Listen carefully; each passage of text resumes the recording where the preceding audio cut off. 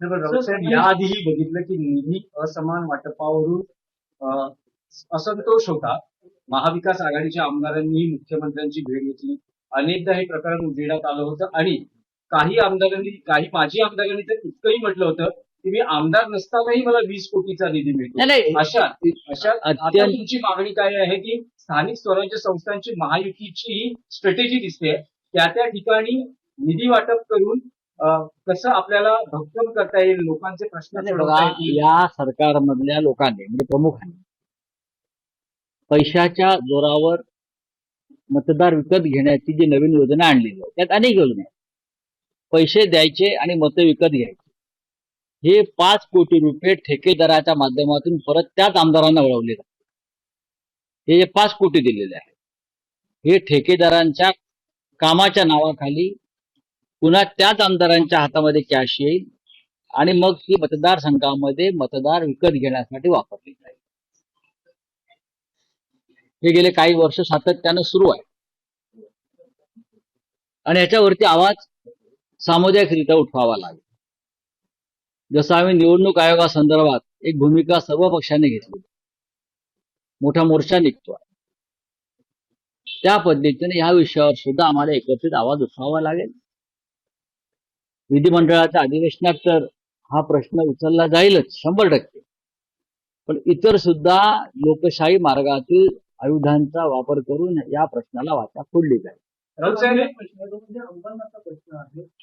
त्या दिवशी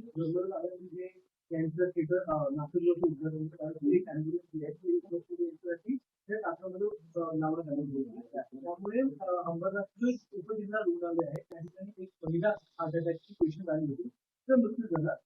जे तिला घेऊन आले होते त्यांचं असं म्हणणं की तिथे अँब्युलन्स होती दुसऱ्या रुग्णाला घेऊन जाण्यासाठी, त्यामुळे तिचा मृत्यू झाला.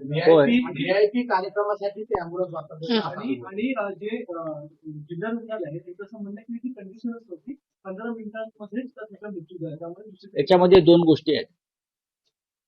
एकनाथ शिंदे यांचे चिरंजीव श्रीकांत शिंदे यांनी मधल्या काळामध्ये एक अँब्युलन्सचं टेंडर काढलं होतं, विसरला तो किती कोटीचं होतं हा आकडा सुद्धा विसरला. 800 कोटीचं टेंडर अँब्युलन्स साठी काढलं होतं. मग त्यातली एखादी अँब्युलन्स आपल्या वडिलांसाठी तरी का पाठवली नाही? जनतेसाठी जे अँब्युलन्स आहे आधी तुटवडा आहे. एकतर या 800 कोटीचे अँब्युलन्स अद्याप रस्त्यावरती आलेले नाही, पैसे हजम झाले. 108 नंबर करेक्ट.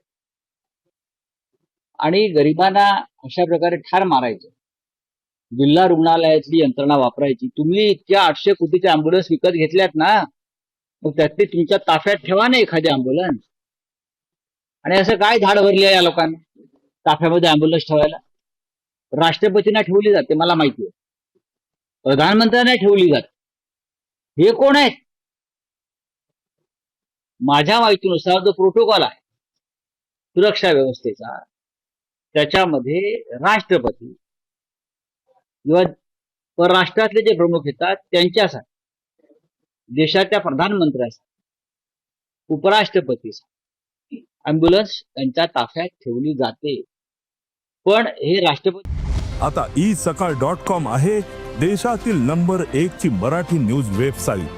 प्रत्येक अपडेटसाठी isakal.com ला नक्की भेट द्या.